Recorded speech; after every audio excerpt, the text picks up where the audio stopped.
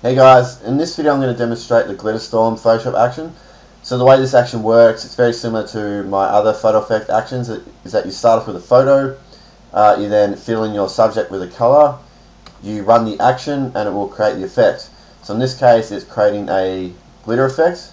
So if I zoom in there you can see the details. And so yeah, it fills in your subject with glitter, but it also creates a dispersion effect. So you can see everything's sort of blowing off to the left here. So with this action, you can choose left, right, up, down, or middle. The middle direction, sort of everything sort of explodes out from the middle. So I'll show you an example of that. Let me just go through some examples of the effect. So here's my photo, and that was the left direction.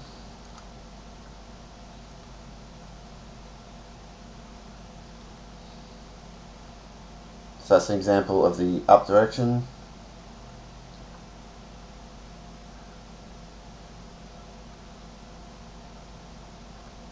So that there is the middle direction, so you can see how everything sort of explodes outwards from our subject.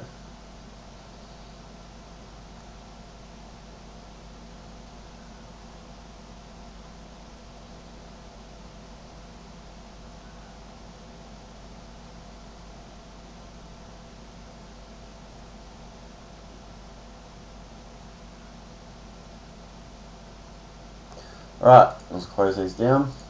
And I'll just open up the photo. Here it is.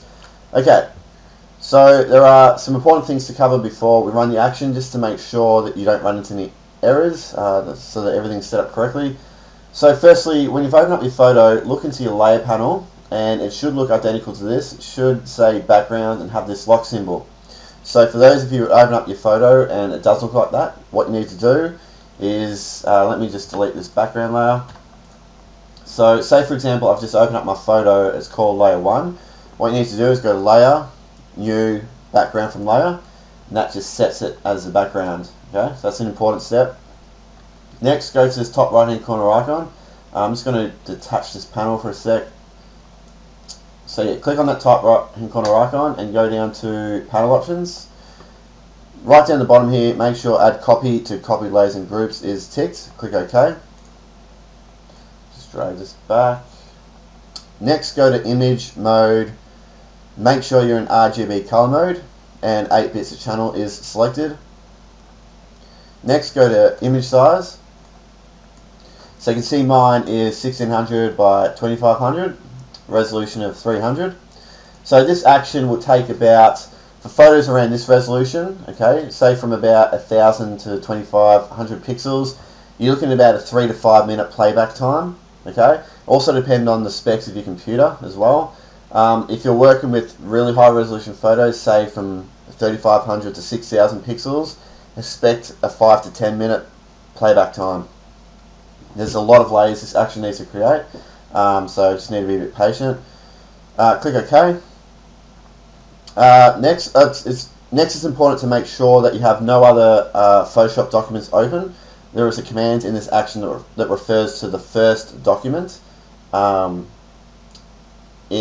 Photoshop. So make sure if you've got 10 documents over here, the action is actually going to jump to the first one. Okay, so just close down all the other Photoshop files.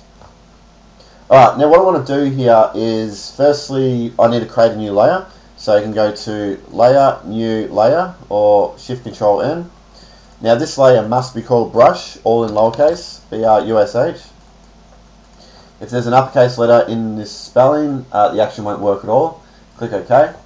So the idea is, with the brush layer, is that we want to fill in our subject with a colour. Okay, now because my subject is against a white background, it's easy for me to make a selection. So I'm just going to select my background layer. I'm going to hit W to grab the wand tool, or it's here, magic wand tool. And if I just click in these white areas, it's just going to make a selection. And to increase that selection, let's hold down Shift.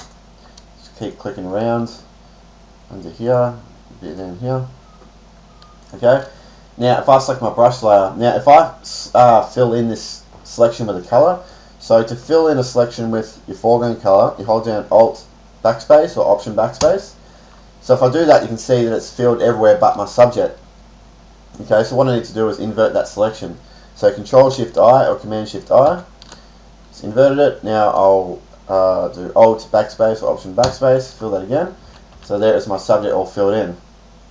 Now also, with this I want the effect to blow off to the left, okay? So I want a bit more room on my canvas to the left. So what I can do is just hit C on the keyboard, that'll grab the crop tool, and you can see when you hit C you'll get this boundary box around your Photoshop document. If you drag these handles out, all I'm doing is adjusting the size of my canvas. So let's just go way out here, just for the sake of this tutorial. Alright, now that is all done. Now one other thing you might want to check before running the action, if you go to Edit, Preferences, Performance, okay, just look at the memory usage that you set for this, that you set for Photoshop to use. So you can see I'm letting Photoshop use 81% of my memory, so if yours is way down here, just crank it up a bit. Also make sure you're using your graphics processor, and if you click on Advanced Settings, make sure you got use graphics processor to accelerate computation and use OpenCL. Okay, so make sure they're ticked. And also, just read this here, it says set cache levels to 2 or higher for optimum GPU performance. So just crank it up a little bit higher than 2. Okay, that's just, these settings are just to help Photoshop run a bit better for Photoshop documents that got a lot of layers. Okay, so what I need to do now is load up the Actions panel. So go to Window, Actions. It'll pop up to the side here. Just click on this top icon here and go to Load Actions. Select the glitterstorm.atn file and it will pop up in here. Okay, and if you twirl open that folder, you've got the actions. So here are your directions you can choose. You do not want to touch these, okay? I refer to these actions within these actions, so don't rename these, don't touch anything, or otherwise the action won't work. Okay? Now, so I want to use the left action, so I can just select the left action and click play. But what I like to do is, to get an indication of how much time the action's got to play back, I just twirl open this arrow, and you can see all the action steps there. Okay? So as the action's playing along, this scroll bar is going to go down, so you can check back on Photoshop after you play it to see where it's at. But yeah, for documents this size, it's about 3 to 5 minutes. So let me just twirl this open. I'm going to click play. Alright, so I'm just going to fast forward the video. I'm going to get to the result, and we'll then jump into all the layers. Alright, the action's all done, and you can see the result that I got. So I'm just going to collapse this actions panel and create a bit more room here for the layer panel. Alright, so the first thing you want to do, like all my actions, is close up all the folders that are open when the action's just finished playing back. So to do that, the Glitterstorm folder will already be selected. Just hold down Control, Alt or Command Option and click on that folder arrow. Click on that and it just collapses everything, so everything's a bit neater. If you want to run the action again, simply just delete the Glitterstorm folder, and you've got the brush layer still on at the top here, so you can then run the action again. Okay, I'll do that. So we'll go inside here and we'll go down from the top. So this layer here is called Light Streaks. Just by default I've got it turned off. Just quickly turn it on and see what kind of light streaks it adds to your design. Okay, they're going to be in random spots and it might not always suit the design, so just turn it on. In this case it looks pretty good, so I'm going to leave it on. Okay, it's going on down. So this layer here, I try to include now with every one of my actions. It's called Reveal Normal Photo, in brackets Brush Mask. So all I'm telling you to do here is to brush white into the layer mask to reveal your normal photo. So if I just hide this mask, if I just hold down Shift and click on this mask, you can see that all it is our original photo stacked on top of all the effects. So whatever we reveal in this mask is going to override all the effects. So in this case I want to clean up his face a bit. I want his face to be more towards the original look of the photo. So I'm just going to hit X on the keyboard to flip to make white my active color. I'm going to hit B, right click, and then just grab a soft brush. And with this mask selected, so make sure you have the mask selected, it's very important. You can use the left and right square brackets to adjust the size of your brush, and I'm just going to brush over the face there, okay, and you can see that's now revealing the original photo. So you want to spend a little bit of time creating like a really nice blend from the original photo and then sort of fading into the glitter effect. Okay. So this layer here, overall sharpening, you probably won't see it as I turn this on and off. It's very subtle, but it applies some overall sharpening to all elements in the design. Okay, and but one thing to notice, if I start moving this layer around, you can see how it leaves a bit of, at least traces of where it's tried to sharpen. So if you're turning a lot of layers off or moving layers around, you might want to just turn off the sharpening layer and then just sharpen the design at the end. Okay, so it's really for those who have just run the action and you just don't want to do anything else. Just leave it on. So these two layers here, increase subject visibility and increase subject visibility 2. If I turn this on and off, you can see, if you just look at our subject as I turn it on and off, you see how it just adds a little bit of definition back into him. And this one here, if I turn this on and off, it does a similar thing, but with this one you can increase the opacity quite a lot, excuse me. So you can see that the opacity of this layer is at 20%. So if I just drag this opacity to 100%, you can see how he's much more defined. Okay, if I drag it back to 0, 100, so just by default that's at 20. So if you're feeling that you've run the action and there's a bit too much detail lost because of all the glitter, just try turning that up a bit. Okay, this one here, overall contrast, again I've got in brackets opacity. Whenever I've got a layer and it's got in brackets opacity, I'm just telling you to experiment with that layer to its opacity. So I'll drag that to 100, so you can see that just adds some contrast into the design.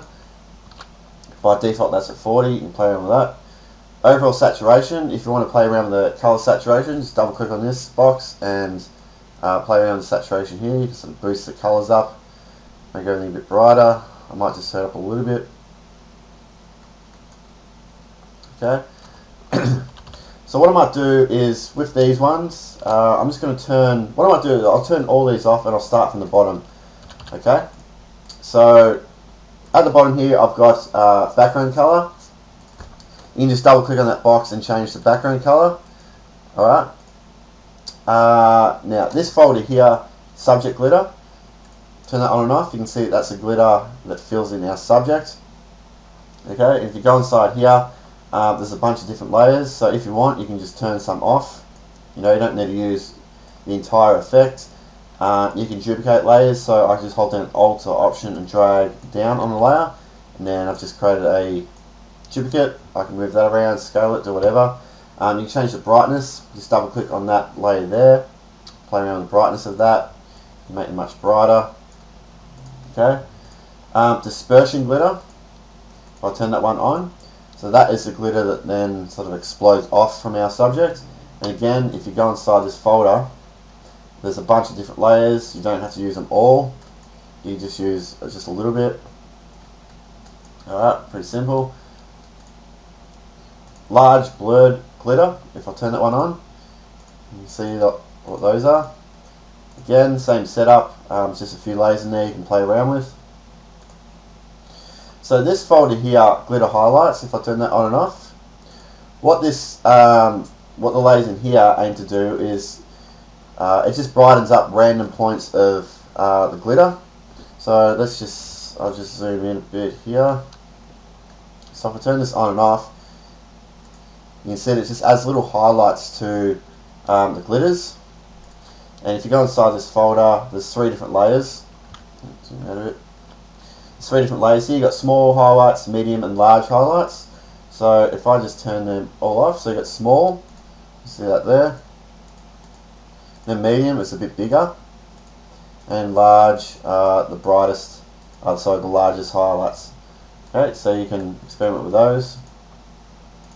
Highlight glows, if I turn that on, that will look for just the brightest points in the design and add a really subtle glow over it. See that there. If the glows are too strong, if you run the action and it's all a bit too glowy, just select the folder and just drag down the opacity. Okay, you don't need to use it at 100%. you go inside here, you've got the two layers that control the glows, 1 and 2. You can control them separately if you want. Okay, so that is those layers there. So then you've got overall saturation, which boosts the color, contrast, adds a little bit of contrast. You've got the subject visibility, the sharpening makes it pop a little bit more, and then you've got the reveal normal photo.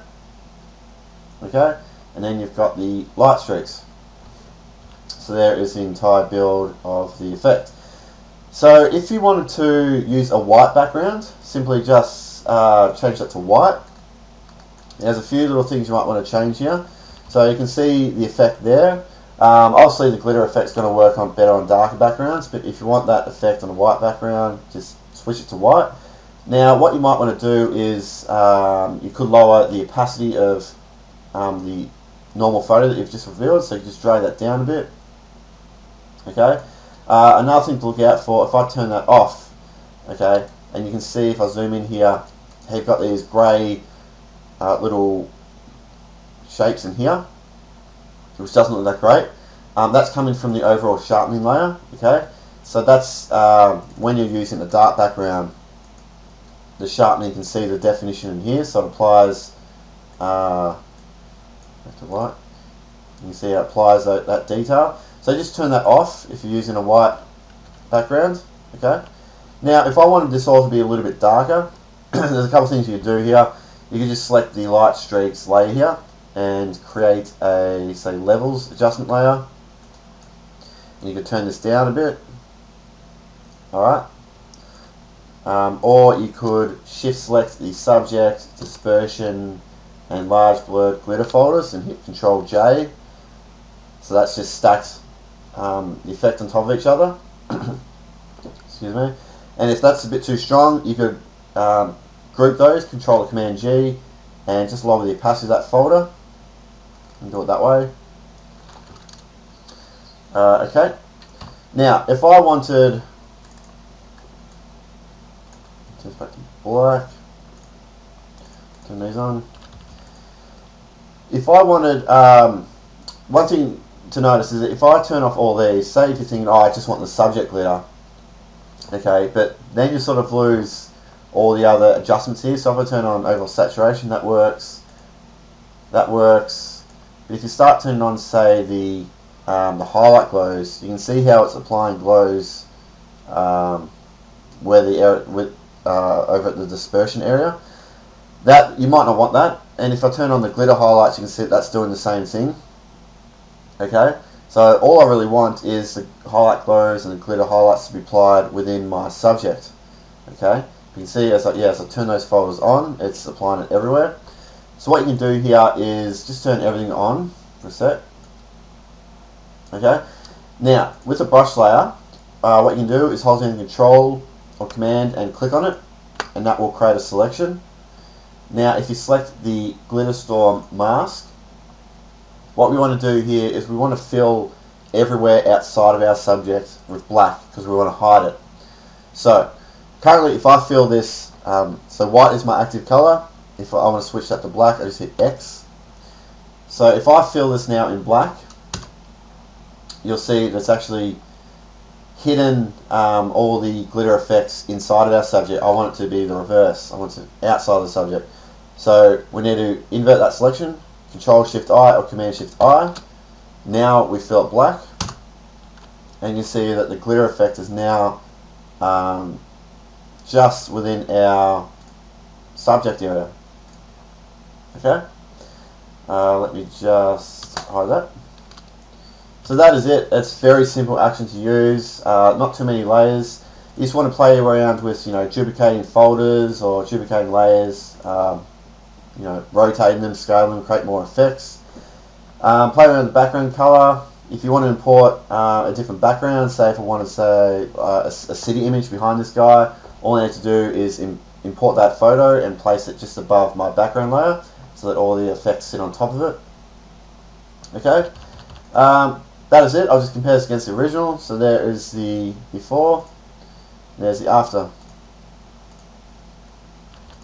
Okay, if you need help with this action, just send me an email and I'll help you out. If not, have a good time using it. Thanks.